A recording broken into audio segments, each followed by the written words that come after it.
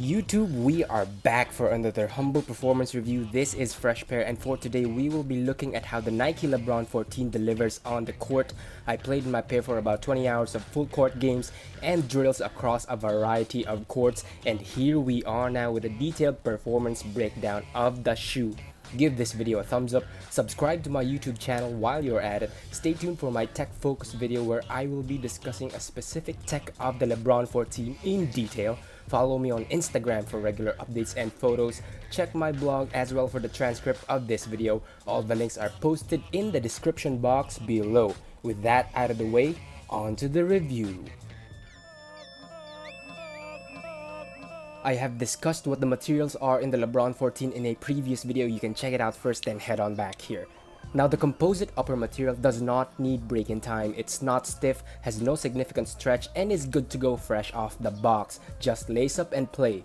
The overall build of the shoe is durable enough, quality is on point, the upper material can withstand regular wear on the court without immediate ripping or tearing. The overall stitching keeps the whole shoe in one piece during rugged play. The glue work here is also very good, nothing excessive, just enough where it is needed. My size 11 pair weighs about 16.3 ounces or around 463 grams. Coming off from a guard's perspective, this may not be the lightest shoe around, but it's also not the heaviest I've worn. When playing, this did not feel like a heavy shoe at all. As for traction, the outsole needs a little bit of breaking in. My pair took about an hour before the grip got consistent, but I was not sliding. It's just that the rubber outsole needs to shed off a very thin layer of its stock surface at first. Now, this may not have the best traction setup, but it's also definitely not the worst. I've had no problems at all with the traction on clean floors. On mildly dusty courts, a quick wipe of the outsole will give back that adequate grip. You can hear the outsole squeak, although not too much if that's what you're looking for, but squeak or no squeak, the traction is good enough for me. Note that the little protruding squares will show signs of wear, which is normal for this traction setup. They will be the first to thin out because they receive the most floor contact, which also means that they are the first to undergo friction. Now, having said that, I do not recommend the LeBron 14 for regular play on courts with rough surfaces. The traction pattern is not designed for regular outdoor play.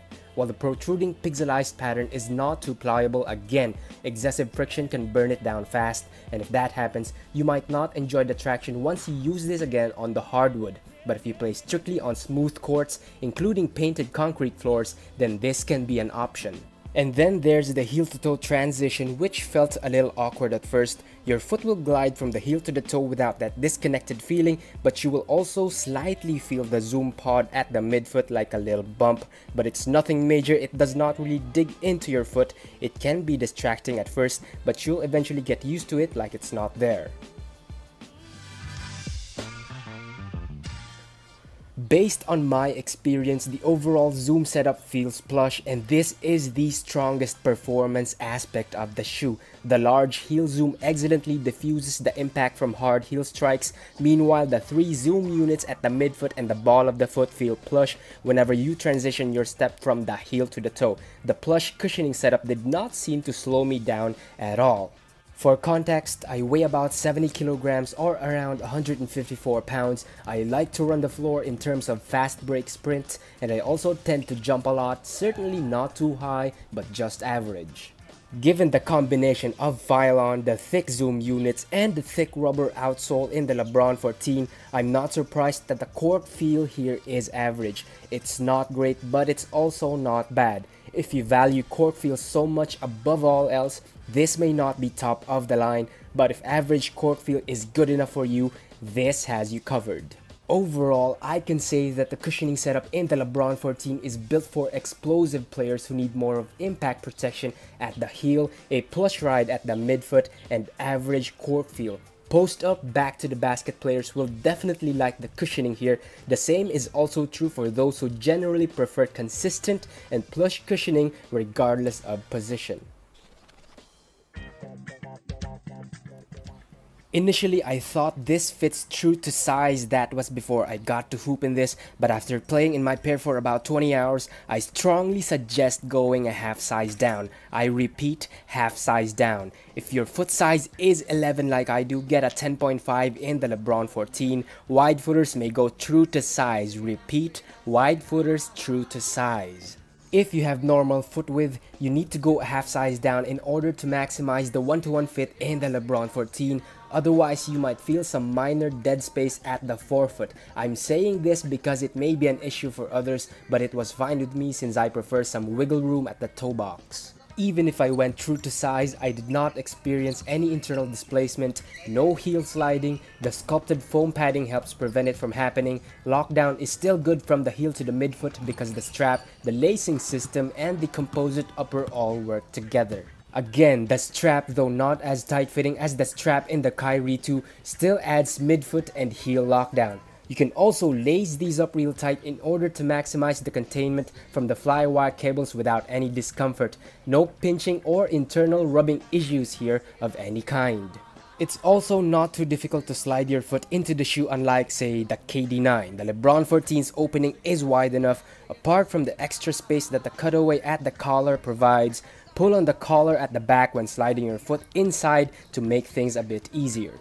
As for ventilation, the breathability here is average. While the outer layer of mesh has soft TPU and textile backing, I haven't had any sweating issues with my feet while playing in my pair. The perforations allow some heat to escape. It's not too much, but I'll take it over nothing.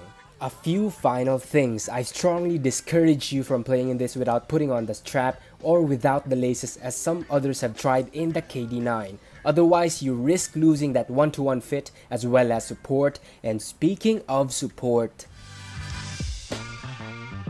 for a relatively average guy like me who likes to play fast and with quick changes in direction, I have no complaints with the overall support in the LeBron 14. While this is not built like a tank like the previous LeBrons, I've had no ankle rolls and unstable steps and landings here. But I've got to say that this can get a little bit of getting used to in terms of support, especially if this setup is something new for you or if you're used to hooping in the previous LeBrons. Much of the support here heavily relies on the fit. Specifically, I'm referring to the fit at the midfoot. The minimal stretch of the top material plus the lockdown from the flywire cables after lacing tight plus the strap that brings everything at the midfoot together all provide that essential midfoot support. Unlike previous LeBrons, the 14 does away with the usual stiff TPU overlays and shanks among many others. As a result, the 14 bears everything down to the basics in terms of support. In short, the LeBron 14 brings out the best or worst in your footwork, whichever the case may be. Good footwork will shine here, bad footwork will be exposed for what it is. Others are concerned about the stability of the LeBron 14 because the areas with the zoom pods and the heel zoom are the only ones that are in constant contact with the floor, but so far I've had no instability issues despite the fact that this has no out trigger and the fact that the surface of the outsole in contact with the floor is about 2/3 of the outsole. Again, I think it all boils down to proper footwork in this case. Now this shoe is a mid-top that actually plays like a low top. There is zero restriction at the ankle area because of this cutaway that exposes your ankles. The heel, collar, and tongue are also flexible, giving you more range of motion at the ankle area. Also, the spaces between the zoom pods enable greater flexing of the foot, particularly at the forefoot. This is true for lateral push-offs at the toes as well as sprints during fast breaks. This notch or groove at the toe area in particular adds to that ergonomic feel. Lastly, this has arch support if that's what you're looking for. This also does not feel clunky. The silhouette itself looks sleek and so is the shoe's overall feel once you're wearing a pair. Overall, the Nike LeBron 14 is built for players who like to speed and power their way to the hoop. Guards can also definitely rock this on the court. The materials are on point in terms of durability and construction. The traction is good, just wipe the outsole when dust is present. The cushioning gives a plush ride, at least for my body type. The fit is also good, although going a half size down will give better results. The support is basic, nothing too grand, but it is adequate enough to let your footwork do what it is supposed to do. I really enjoyed hooping in the LeBron 14, and I hope you do as well. All things considered, I give the Nike LeBron 14 a grade of A, which is equivalent to 94 to 96 points out of a maximum 100. That's a wrap for today. If you have questions, post them in the comments section. Let me know what you think about the LeBron 14. Give this humble video a thumbs up and subscribe to my YouTube channel while you're at it. Stay tuned for my tech focused video. Follow me on Instagram for regular updates. Check my blog as well for the full transcript of this video. All the links are posted in the description box below. This is Fresh Pair signing out for today. I appreciate the support. It has been a humbling ride so far. Thanks for watching. Peace.